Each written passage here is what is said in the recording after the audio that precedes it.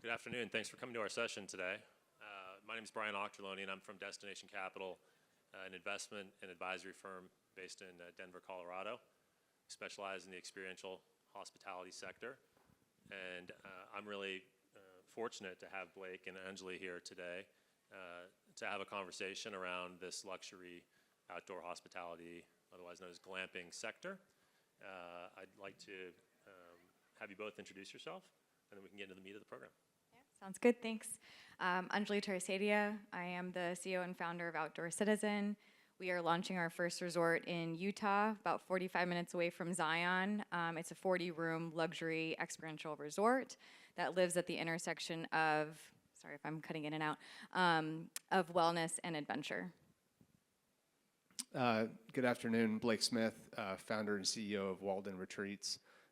Thanks, Brian, for inviting us up here. And Walden is a very small 15-room upscale luxury campsite 1 hour west of Austin, Texas, in the Texas Hill Country.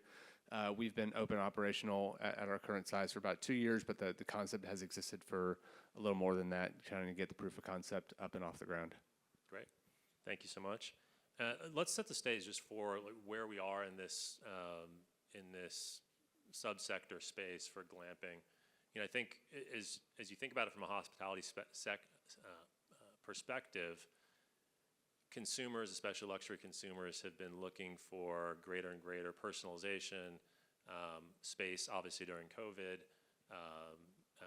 connection to the outdoors, and I think there's wide consensus that there's a revolt against uniformity, right? For a lot of luxury travelers, they're looking for something specific, personalized, and for many respects, glamping, as it's known, solves that. And so, you know, we're fortunate to spend time in this growing sector. There's some brands we'll mention today that are larger in the sector, such as Under Canvas, AutoCamp, that are well established. Others are still very much upstarts. And we've seen this confluence, as we talked about in some of the earlier panels, with some of the larger brands doing brand expansions in this area, tented camps with Amman, Camp Sarica and Amangiri. You've seen Four Seasons get into this in Mexico. And so I think there's a wide understanding that this is not going away, this product type. And more importantly, it's a real articulation from the consumers about, hey, we want something different. We're saying sick of the 400 square foot standard room, right? And that's encouraging. So that's kind of the backdrop that we're dealing with. And so to get into it, I'd like to have each of you just tell us how you landed into this spot. Like, tell us about yourselves, and then we can get to the projects. Should I start? Go for it. Okay. So before I launched Outdoor Citizen, I started as a venture capital investor on behalf of my family office, T2 Hospitality. I ended up looking at folks like AutoCamp and Collective Retreats and a lot of other alternative lodging concepts that really kind of piqued my interest in the space and consumer patterns and behaviors and even retail for that matter. And I looked at, you know, sort of what was happening there, and then I looked at the team that was in that office, and I thought to myself, gosh, you know, we could do something really incredible here. And as I continued studying it, researching, visiting these places, I kind of came to this aha moment where I realized that the white space really was between the mid-market and the ultra-luxury sector. There was a gap that really wasn't filled in the United States. And so I went about kind of locating the first property and, you know, squarely focused in the Zion region. I'll get to that shortly. But ultimately, you know, became obsessed with this notion that I want to fill this white space and I want to figure out how to grow a brand from, you know, 1 to ultimately 5. Blake, how'd you end up in this space?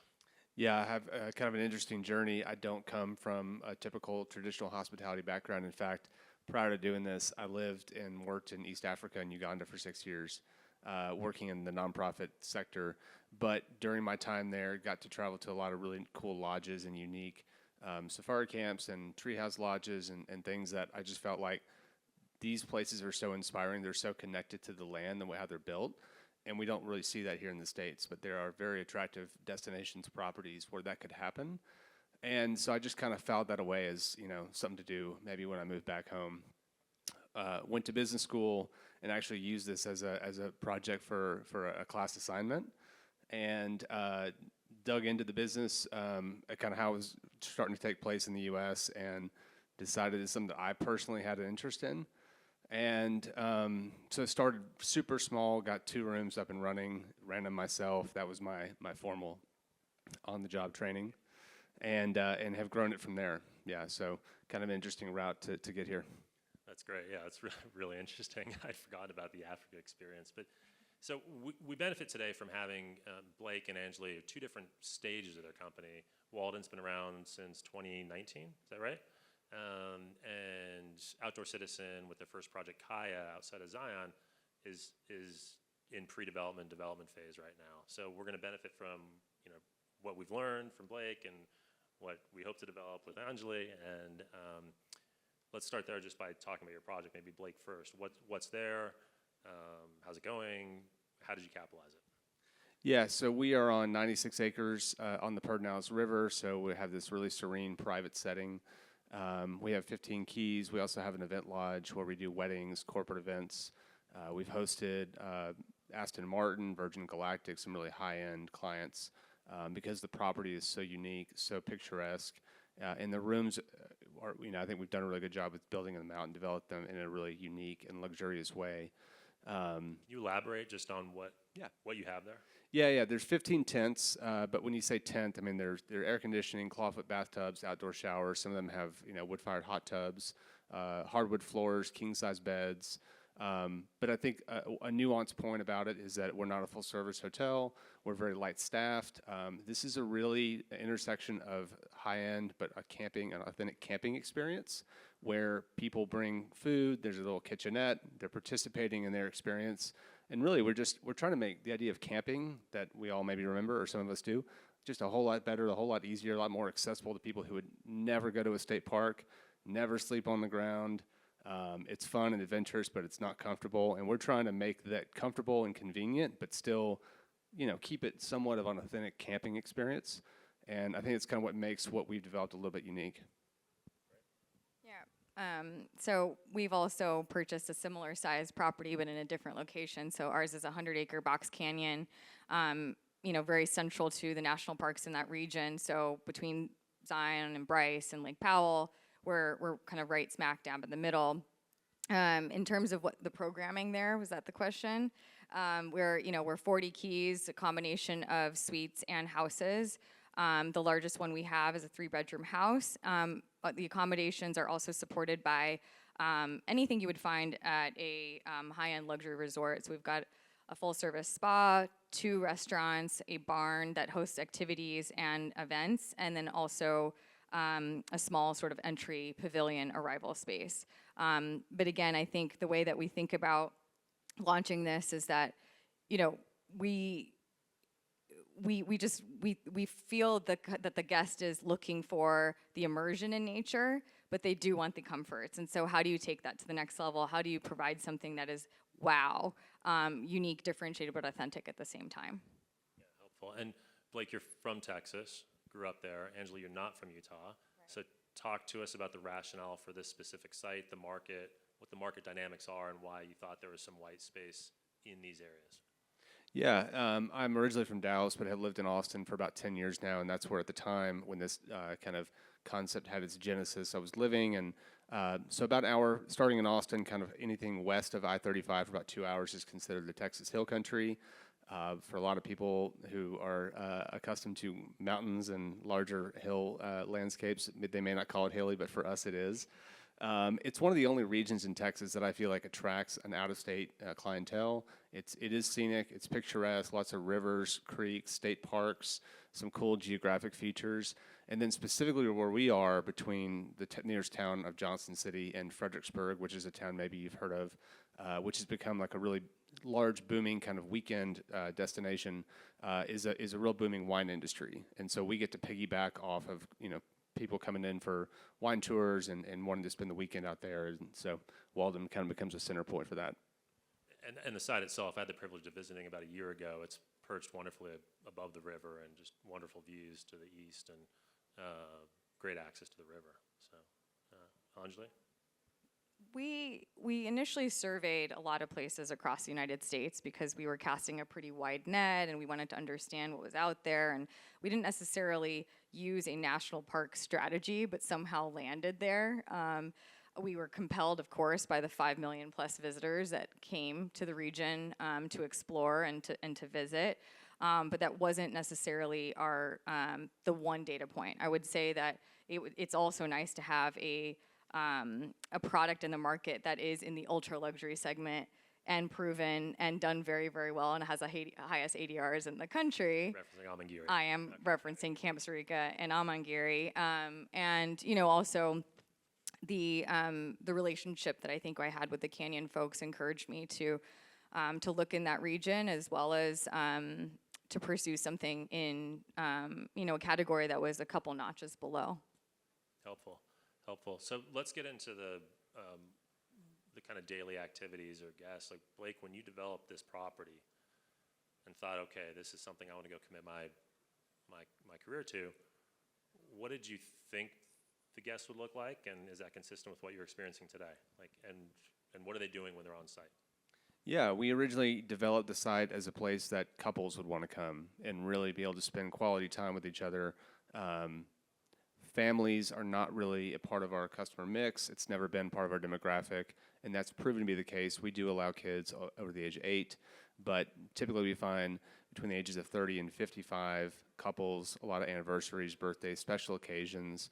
As far as what people are doing there, nothing, and they love it. They love it, and I think it's a bit contrarian to a typical resort. There's not a whole lot of upsells or anything like that. It's sleeping in. It's preparing a great meal with a loved one. It's sitting on the deck and watching sunset. It's going for a walk. I mean, it's not really all that complicated, and I think it's so simple that people love it, and even more so than they would have realized. We get a lot of people who say, like, this was so restorative, and they weren't even there for like a wellness type of experience, but that's what they got just because of the way that the property is designed and the lack of, you know, amenities or activities, you know, just to slow down and chill.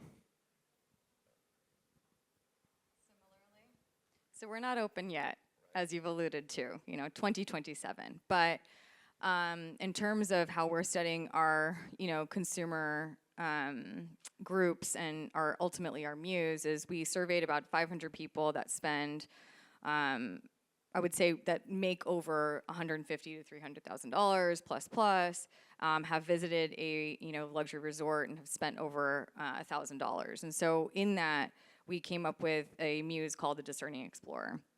And that muse, and it's not a person, it's sort of the subsect of people. It represents really this culmination of people are going to be traveling here as a couple, but they're also going to be traveling here with family and friends. And so we have designed the property to accommodate that. So we've got standard units for the couples. We've got actually our biggest room type is our deluxe, which hosts young families. We've got 2 bedrooms and then the ranch houses. But I would say that, you know, with everything that we've come to find through that consumer insights research, we are leaning into the family segment. And we talk about luxury and we talk about the product type. I mean, obviously, you're going to be a traditional, like, hard-walled resort style. Blake, you operate yurts, right? And they're fantastic. Tents, sorry. Correction. Tents. But talk to us about this, like, luxury component, how you peel that, the product type, the experience, the guest kind of psychographic. Clearly, without really conversation, both of your projects are luxury, but they occupy really 2 different sides of that spectrum. So talk us through how you think about luxury in Walden. Yeah, it really comes down to comfort, convenience, and assurance that the guest is going to have a really comfortable stay, even if that means that we're not high-staffed and high-touch point from a staffing model. How many staff? 3 full-time staff for 15 keys, but we staff up for our busier seasons, like spring and fall. So at most we'll have 5 full-time staff working on the property in a day, because we're really there to check people in. You know, there's a lot of effort we put into guides and manuals and things that they can do on their own, kind of like an Airbnb experience. But we do have physical people there to get you to your room, answer questions, tend to them if they do have questions, but we leave them alone. We don't do turndowns because they don't want them.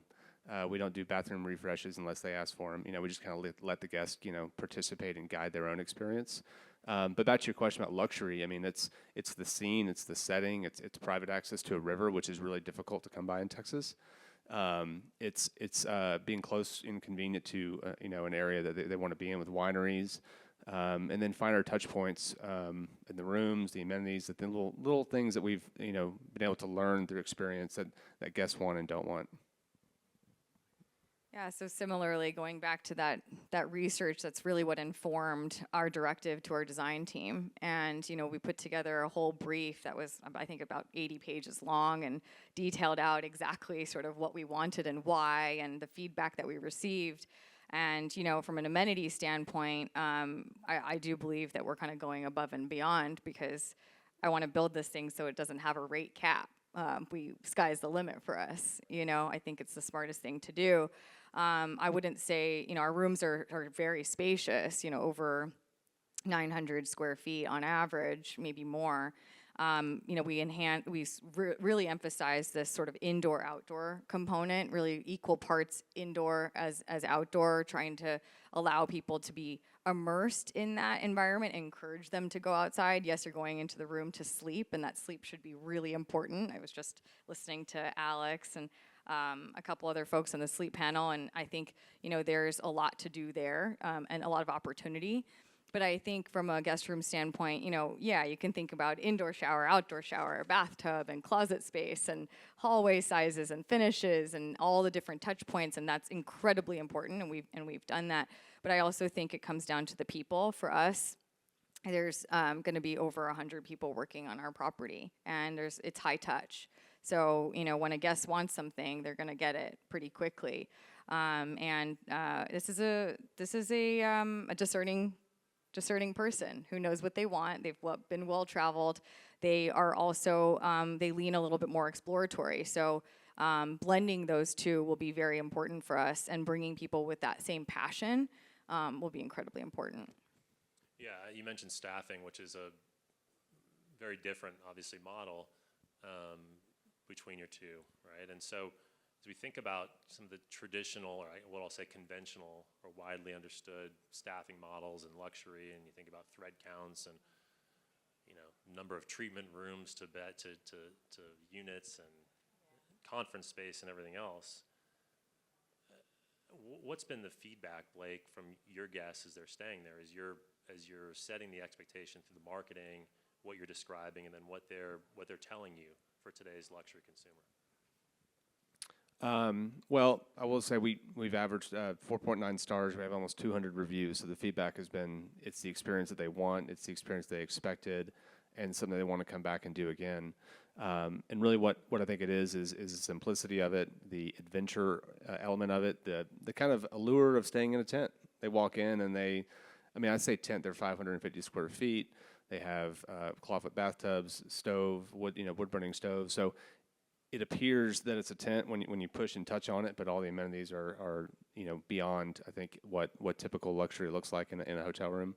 And word of mouth has been our strongest kind of source of marketing. So it's something that's been really established a strong reputation for us, and something they want to come back and bring their friends to, bring their families to, come back and rent the whole property for a birthday party. So yeah, it's become a real special place for a lot of people.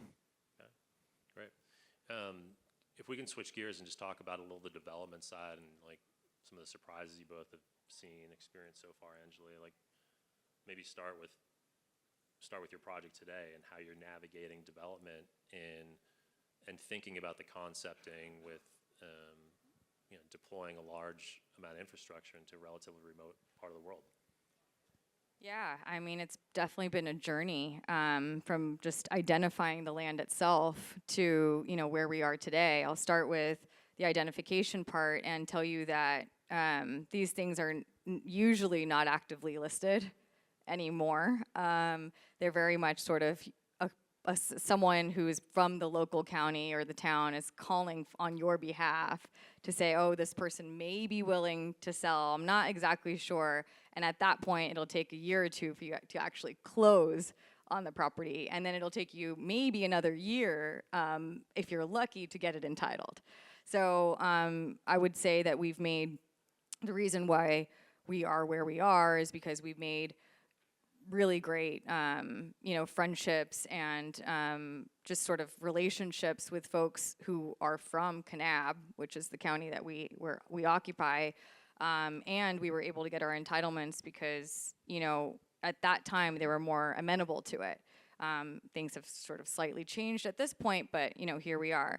As you move through the development sort of process, I would say another maybe challenge or milestone for me was getting the debt and equity together, and went through a couple permutations of what to do there, but ultimately landed with a small group of friends and family on the equity side, and then on the debt side went with an EB5 lender.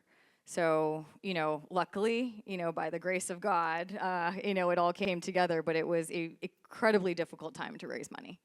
It has been, yeah, a very difficult time for just conventional projects, set aside something new. Blake, how was your experience on the development side? I mean, Johnson City, for those who've not been to Johnson City, highly recommend it. Beautiful, especially in the winter when they do the lights on the trees, beautiful. But how did you find your development experience there and capitalizing your project? Yeah, on the development side, man, there's a whole lot more than I ever would have bargained for. But I've been obviously very hands-on, very involved, and so it's been a fun process, a fun problem to solve. We have water infrastructure that we had to develop. Obviously, sewer, all that stuff is done, on the property, on the project. From an entitlement perspective, we were pretty fortunate that we were outside of the ETJ, so we're in an unincorporated county, and I tried to get the county reps out there to inspect us, and they said, we don't do that, you're fine. So I think it's quite a different experience than what a lot of these projects face. And this was in 2018, 2019, so a lot of counties, a lot of rural development areas have kind of upgraded their code. Our county is now kind of up to speed with that. And so there are a lot more infrastructure requirements that, honestly, the project maybe wouldn't have been feasible had that been the case when we developed it. So we were fortunate at the time to have done it then. On the capitalization side, we had these first 2 rooms that we built, and I ran them personally for about 2 years. And so we had some data, and that was a huge part of us growing what it is now, to say, here's a physical product, here's actual data, here's customer feedback, here's all the things that I've learned, being a hands-on operator. So we raised, friends and family equity, a couple of institutional investors who wanted exposure to this to understand kind of what the potential is, what the operating, performance is, and then we worked with just a regional bank in Texas on the debt side. Yeah, that's helpful. And as you looked at each of your sites and you went through the design development process, we've seen so many of the brands in this space, be it AutoCamp with Airstream trailers, Under Canvas with tents, right? Canvas tents exclusively, Collective with tents. It's very much a product-first strategy, right? And which kind of runs contrary to, creating a sense of place and developing what that place allows. How did you think about the product, like tents in your case, and more of a traditional hotel resort structure in yours, Anjali? But and what are some of the shortcomings that you found? On the tent side, I mean, a large part of that was the landscape itself. Where we are, it looks a lot like a lot of places that I lived and worked in East Africa, and you kind of had this idea of this idyllic safari camp-like experience, and so that just thematically seemed to match and seemed to be like what was appropriate for this particular property. And what there's a lot of exotic game ranches, for example, in our area, and so anyone who's kind of familiar with that, I think, is there's a romantic idea of staying in a large safari tent. But I think more importantly, as I alluded to before, it's a camping experience. I don't want the tent to be 72 degrees all the time. That's not what this is about. That's not who it's for. It's about getting outside, getting outdoors, enjoying nature, understanding kind of what our place is in the natural world, and how we were evolved to live in it. and not seclude ourselves in these nice luxury boxes and kind of prevent us from engaging with it. So that's another reason why I wanted tent. And then at the time, tents were kind of the rage and were popular. The downside to it, they do require more maintenance. They require, they don't stay hot, or they don't stay cool in the summer and hot in the winter. So we've had to create some, unique opportunities for people and preparing guests for that, and dealing with complaints on property. That can become kind of somewhat problematic, but for the right person who understands that and who has been kind of well versed for it, they really appreciate it. Yeah, so the way we've designed it is somewhat similar and also somewhat very different. So the set, looking at the set and setting is incredibly important in the design process. And our entitlements also allowed us to build up to 60, but we've chosen to do 40 individual style casitas. So that to me is a differentiator in two ways. So we've got a nice separation and privacy between the units. We've got, and we've really located them for amazing view corridors. So every single unit has an incredible view.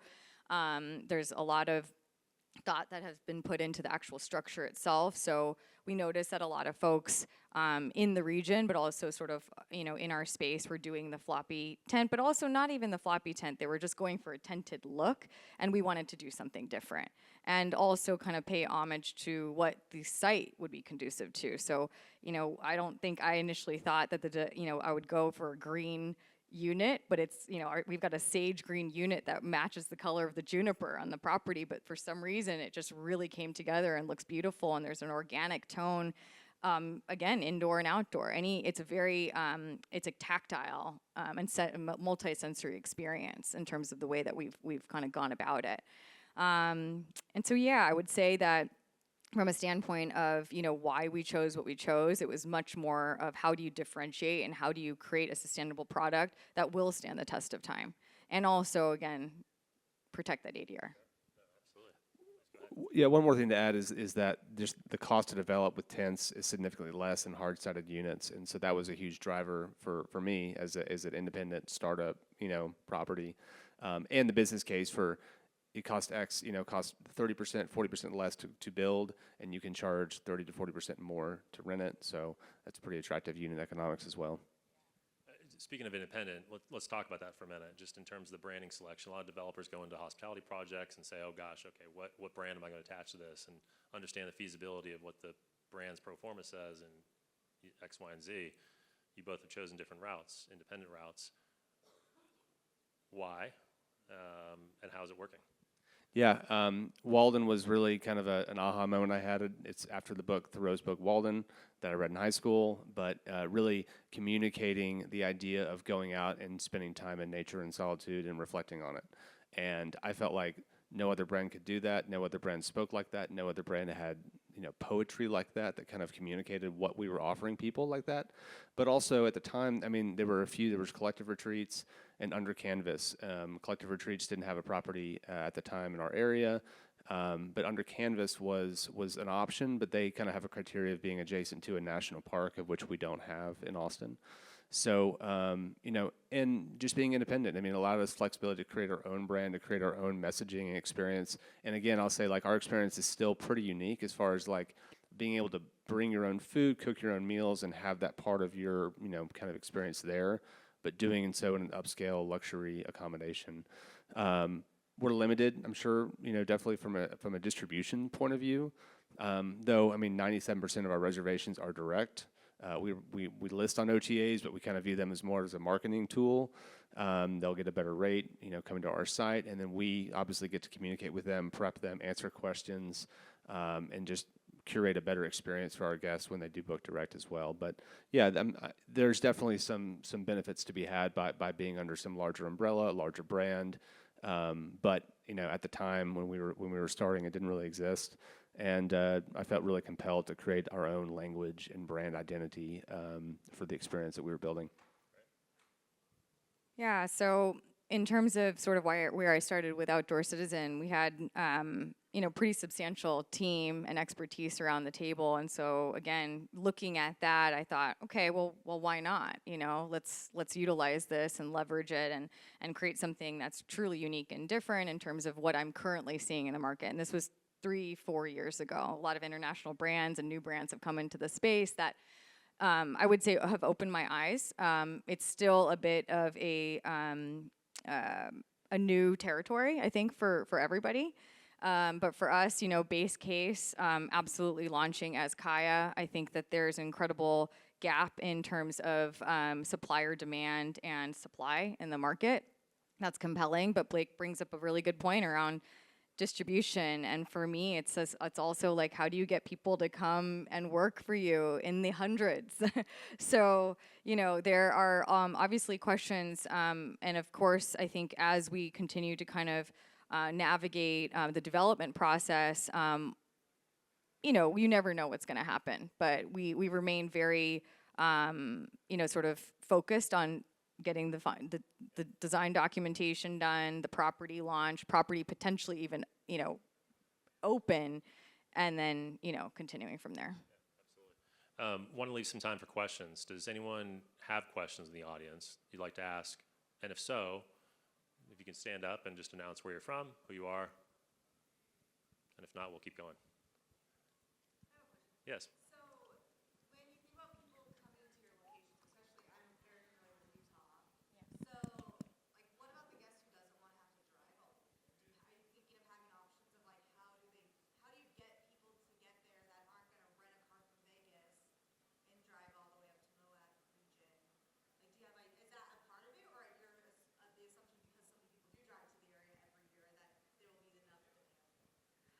There's a couple different ways that we're thinking about it, and there's yet some things that are yet to be explored. But I would say that there are more direct flights that are popping up, at least from my perspective. Los Angeles to St. George just opened, which is really nice and convenient, and it's, of course, only one part of the equation. But that makes the drive a little bit more palatable, and the drive itself is really beautiful. We'll also have cars to come and pick you up, so you don't have to rent the car should you, not want to bother with that. There are also helicopter services that we're looking into right now, whether they're electric or the traditional. We have a private airport about 15 minutes away from our site. So, if you are coming in through your own private, airplane or through helicopter, that is possible. So those are the two things we're looking at. But I find that even for the guest who is going all the way to Amangiri, they're driving. Some way or another, they're getting picked up, or they're driving their own vehicle, and everyone seems okay with that because the setting is so spectacular, and there's things to do along the way. Talk about the drive, like obviously driving in and not taking a helicopter into Walden. No, we've had a couple of guests inquire about flying their own helicopter, and we have kind of a designated area where if anyone wanted to do that, they could, but none yet. Yeah, I mean we're an hour and 15 minutes from Austin Airport, hour and a half from San Antonio Airport. 98% of our guests are from in-state, and of that subset, 60% are from Austin and San Antonio, and then Houston and Dallas, which are both 4 hours away. So, but like I said, the Hill Country is a region; it's a destination in and of itself. As much as people just want to come and be at Walden and stay there, the attraction is to the broader region, and it is a very popular destination. Yeah. Helpful. Any more questions? Yes, please.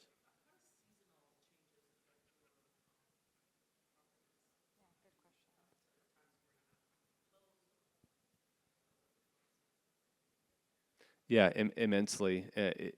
We have a document that all the different operational changes we have to make with seasons. Like this summer, it was super wet, and we had tons of bugs. And the previous 2 summers were really dry, had no bugs. I mean, the elements play a huge impact, not just seasonally, but year to year. Seasonally, we see a lull in January, February, and then July, August, just because it's so hot and people in Texas leave Texas for the summer. So we staff down That's why I said we hire seasonal workers for our busier seasons, and we keep our core staff, because we still get business. We're adding amenities like a pool and things to kind of help make it a more year-round destination. But yeah, it is seasonal for sure. Yeah. So in terms of, how we're building our program, I would say that we have similar seasonality. However, our structures allow for us to operate year round. There may be a week or two where we shut just for maintenance purposes, very, very low season. We also have this migration of mule deer that come in the thousands across the property, which is crazy. And they drop their antlers at certain periods of time, but it's also really fascinating to see and be in that environment. But things that you don't typically think about in traditional, commercial like builds. So, we'll see when doors open. Any other questions? I guess to wrap it up, I guess I'd ask each of you, like, Anjali, as you're thinking and concepting and planning, going through your final design documentation and getting shovels in the ground, and then Blake, as you recount guest experiences and stays, if you could each just maybe reflect on, Anjali, in your case, one thing you hope the traveler can take away from your experience, and then Blake, what you're seeing and what they've given you feedback. Yeah, I want to think about that for a second. Let me go? Yeah, Okay. if you've I'll got give you some time. Thank you. Yeah, so again, what Walden has become has been an evolution. It's been something that we've learned. It's not something that, we engineered exactly the way it is, but we just wanted to give people a way to just chill. Anyone seen Shawshank Redemption? Probably most people. I can't remember his name, but he gets out of jail and he says the world just kind of got in a big damn hurry. And that was, taking place 60, 70 years ago. I kind of feel the same thing, and we just want to give people a way to slow down. And so that is what it is, and that is what it will remain. We don't have Wi-Fi in the rooms by design. We're finding ways for people to check their phone in when they check in, and maybe they have to do push-ups to get it back or something like that. But I will read one review that I think summarizes, what the experience is, and I think what the potential of this space is. And Anjali, I'm sure one day you'll get to read something like this before. But it said, "A weekend at Walden is nothing short of magical. From coffee on the porch with the sounds of the birds at night, with the blanket of stars looming above. We were in awe of the beauty of this special place. We were in need of a weekend getaway, and couldn't believe how therapeutic our time there has been. We are so grateful for the place and look forward to coming back." And we get that kind of stuff frequently. And a fun thing that we've done in the rooms is there's handwritten guest books, and it's a way for our staff to be able to read that and have like direct feedback and interaction with the guests, even if they don't actually interact with them. And it's super inspiring for us to be able to do that. And really, what is keeps me involved, keeps me engaged, and optimistic for the future. Yeah. Yeah, really, really well said. And I think I'll echo a couple sentiments and then come up with some of my own. But I would say that I kind of draw some inspiration from my trips to India and our village there, and time with my grandparents where there's literally no cell signal, and wanted to design an experience where people could take that buzz out of their ear. So I agree. There's got to be some sort of opportunity for a nervous system reset, or just a moment to breathe, right? And be a little conscious about that. Of course, you can utilize your time however you want, but when an environment is set up and then conducive for you to make that leap, I think that's the biggest win. And so, let's see where we go from there. Yeah, that's great. Anjali, Blake, thank you so much for being here and sharing your experiences, and we really appreciate it. So, and thank you all for attending. Thanks, Brian. Yeah. Thank you. Pleasure. Thank you. Thanks, guys.